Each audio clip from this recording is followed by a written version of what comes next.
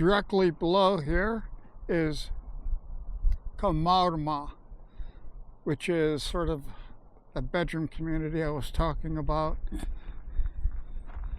And it is pretty. Has a lot of nice new buildings, naturally some much older ones, and it's surrounded by farms.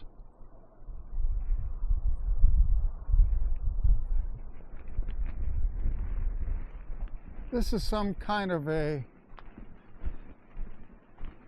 telecommunications center. Has a cell phone antenna and all that.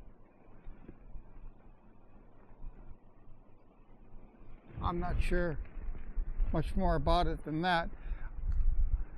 There have been, last fall, there were people up here working around here doing whatever it is that they do. And we're headed directly into this wooded area ahead.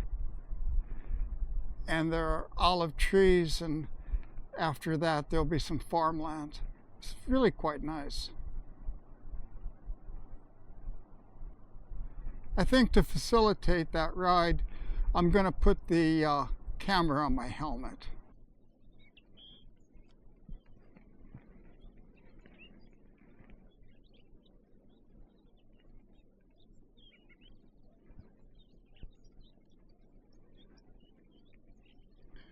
Directly ahead in the center of the screen is the church in Meco called Our Lady of the Assumption.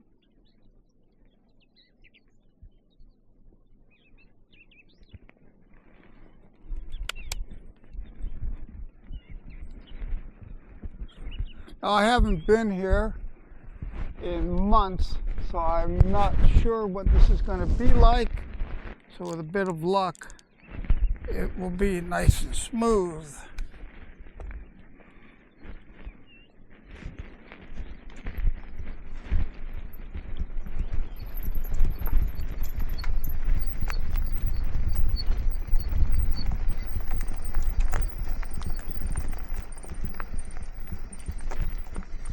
What I don't want to do is bang into this olive tree. Wow, I can see the olives.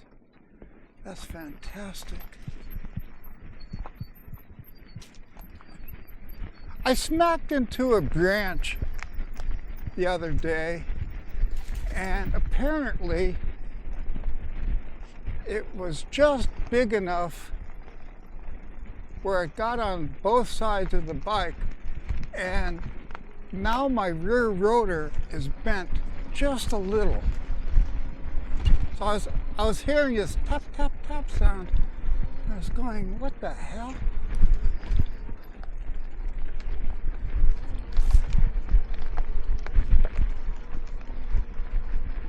So I adjusted out the caliper just a little bit so there's enough room where it doesn't go tap, tap, tap, and ordered a new rotor. I know they can be straightened.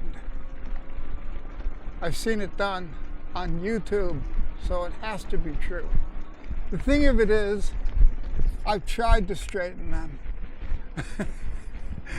unsuccessfully. I'm much better off trying to true a wheel, which I do pretty well. Now there's a swamp up ahead, so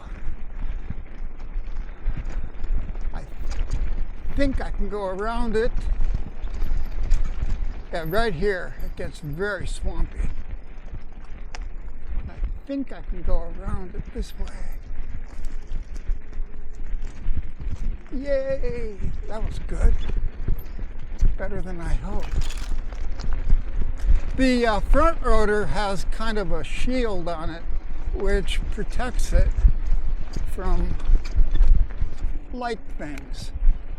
It's laterally it's not very stiff, but the shield will protect from direct hits from branches and definitely from rock strikes. Oh. this isn't as smooth as it was. What happens after a bunch of heavy rains is the topsoil gets washed off and exposes all the rocks. Nevertheless, there's no hurry today. This is just a pleasure ride in the countryside. That's also why I put the camera on my helmet. I don't see any reason to bash it up more than it needs to be, and it's already not acting quite right. The camera should be able to be put on pause and then started, put on pause and started, and what it's been doing is getting put on pause and not reactivating. The other day, for example, I put it on pause on my ride back from Guadalajara, and when I got into Alcala, I tried to start the ride again and it wouldn't accept it. So I just trimmed off the part that was into the sunset, literally, and that was that.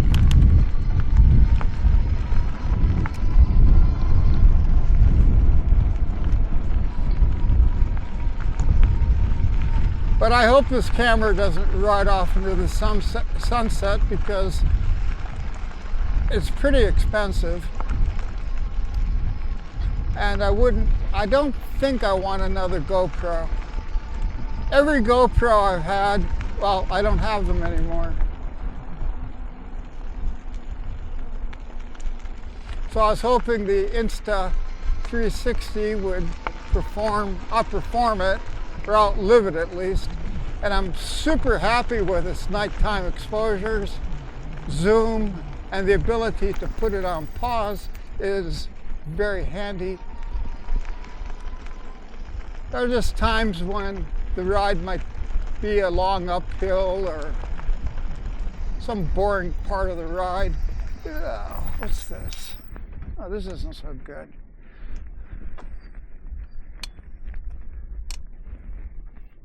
I should have started this quicker. I'm not going to go over that because it looks particularly soft. I went the wrong way.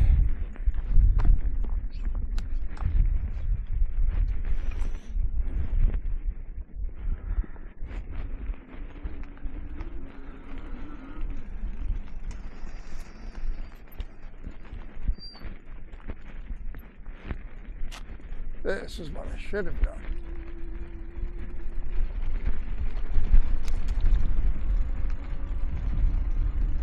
I probably could have went over that bit, but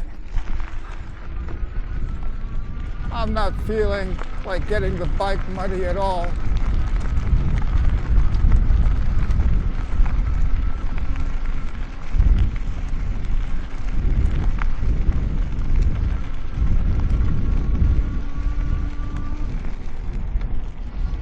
For example, on the ride back from Guadalajara, I did practically half of it through the farmlands, and all I needed to do is take a damp rag to it.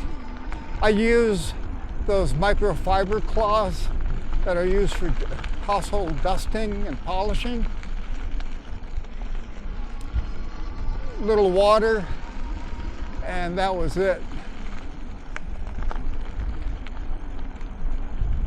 The only thing I polish my bike with is furniture polish, mostly because there's always some in the kitchen. There are bicycle-specific polishes. You could use practically anything you like, car polish. But keeping a little wax on the down tube, for example, is not stupid because dirt doesn't like to stick to it. So even though it will get glued on, it'll fall right off quite easily.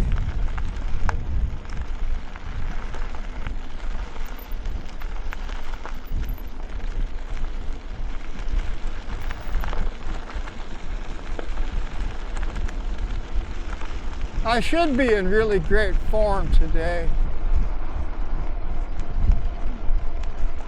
I had an super good rest, a light, high-protein lunch before beginning the ride, and I've been feeling very energetic lately.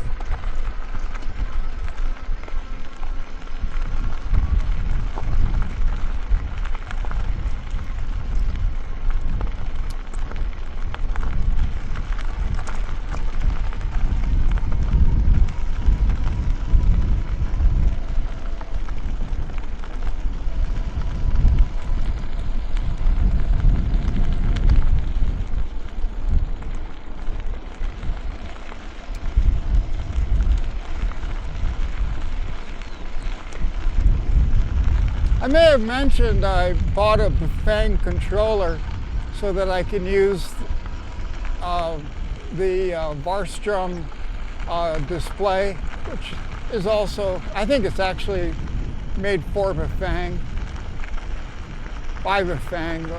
It's hard to be sure, but it definitely is that protocol.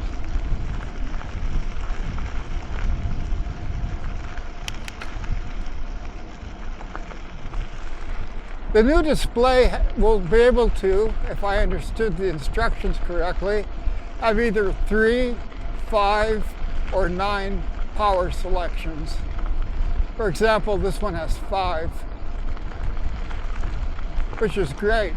I mean, 5 is nothing bad about 5 power selections, but 9 would be nice. The maximum won't be faster than the maximum, but being able to divide up the power output by almost twice is useful. I feel like going from a 5-speed cassette to a 10-speed cassette, or in this case, a 9-speed cassette.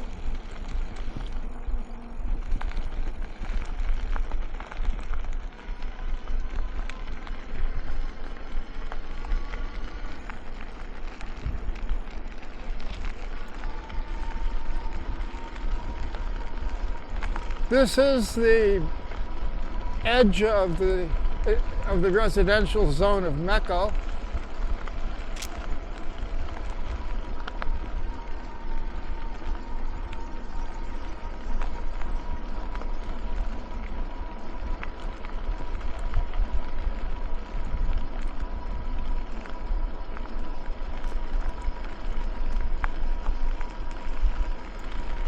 Some parts of it remind me very much of where I live, and other parts of it have more independent housing and, of course, its share of apartment buildings.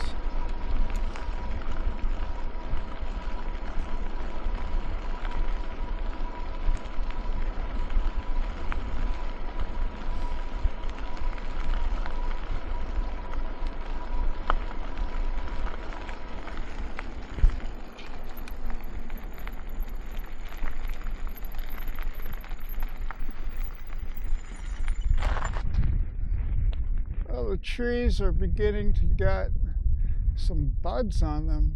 These are beginning to open. I'm not 100% sure I know what this tree is. Possibly almond, or some other nut perhaps. I don't know. But it's pretty with the blooms open. We are in the province. At the edge of the province of Madrid. Guadalajara, more specifically, directly ahead, is known for its honey.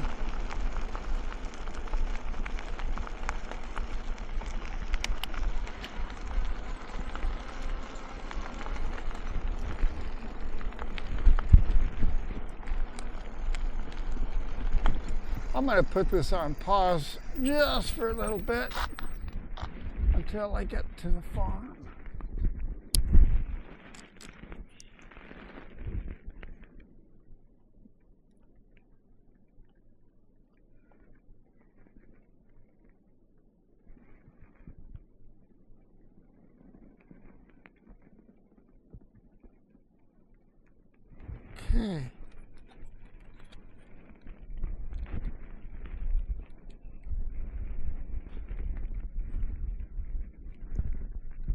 I think I paused the camera.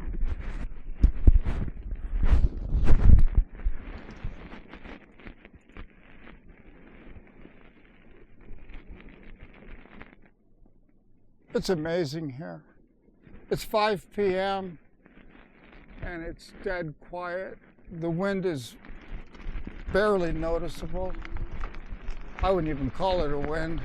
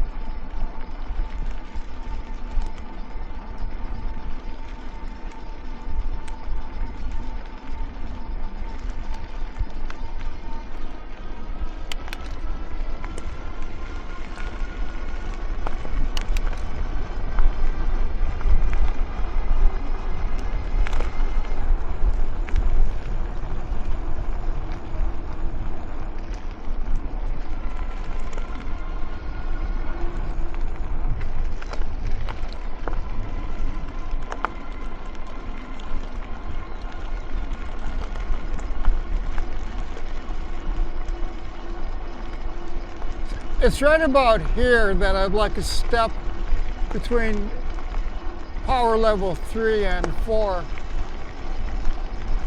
With the new controller, I'll be able to select how fast each of the 9 steps are and how much acceleration this should offer.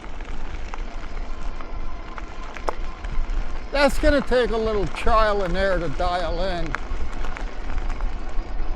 This KT finger pad LCD is quite a bit simpler, but I love it because it's so small. The new one isn't much bigger.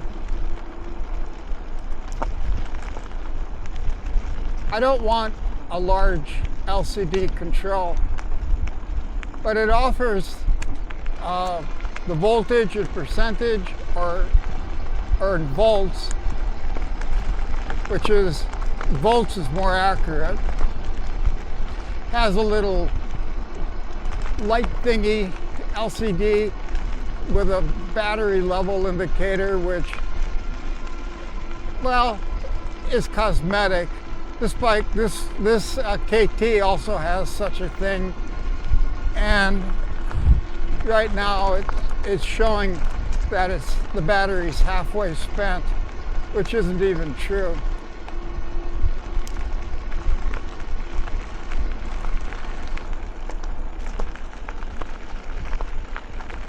If you ride an e-bike a lot, or if you're going any distances,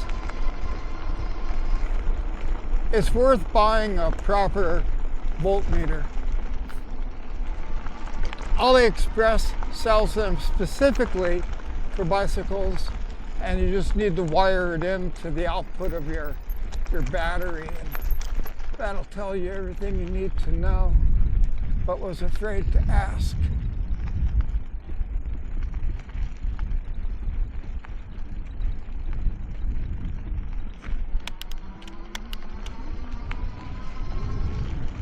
These power level indicators, they are in fact not very well. The one on the battery actually doesn't lie. When it says it's halfway, it is, but I'm not going to open up the battery bag to look at it, and it still isn't very accurate because halfway can be plus or minus a few volts. Like on the ride back from Guadalajara, I believe it was 2.9 volts in the tank.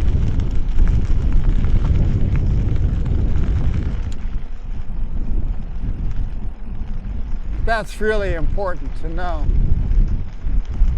2 point anything volts on an e-bike before it goes flat is slim.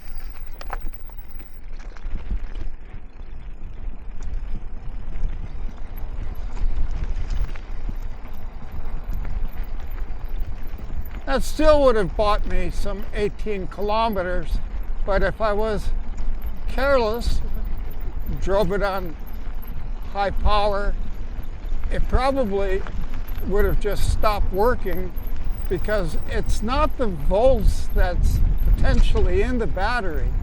It's the volts that the battery reads at the time. So if it goes below 40, the battery management system is going to shut it down.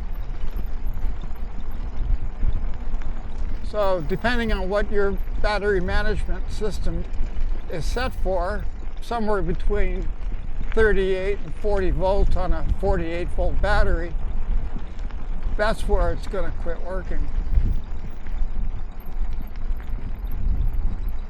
So it's critical to keep it above that 40 volt mark.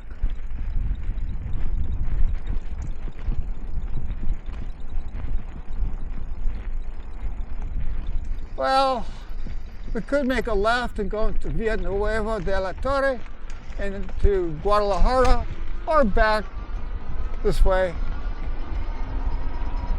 into Meco.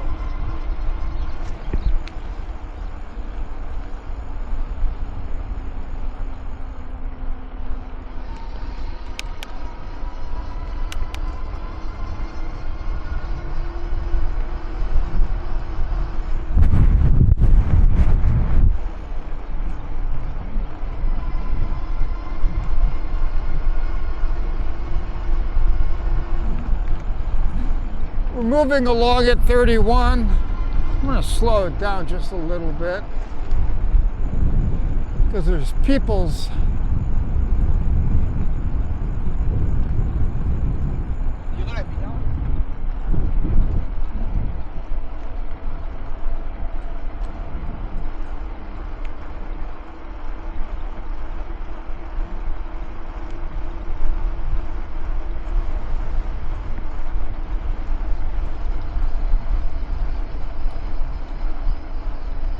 I see a lot of chemtrails today.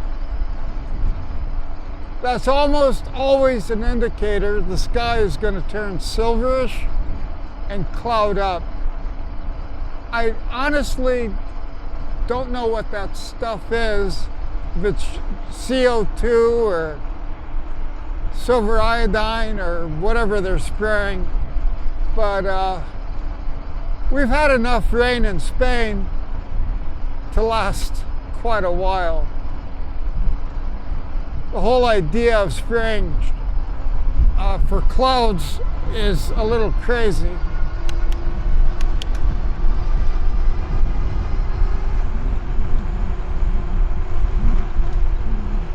Naturally, some of that is legitimate vapor trails, and the real vapor trails evaporate quite quickly.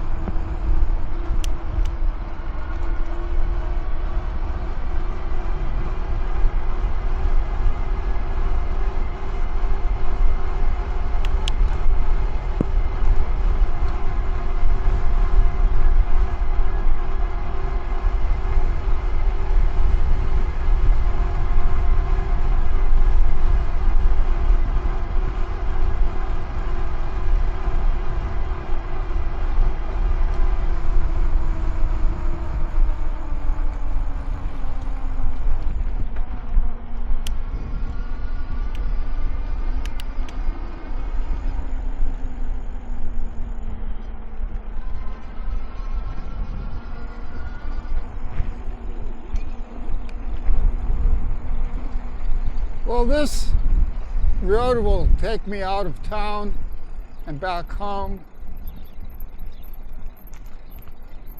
which will be my ultimate destination. I have to stop by the grocery store. No problems. I want to check the battery.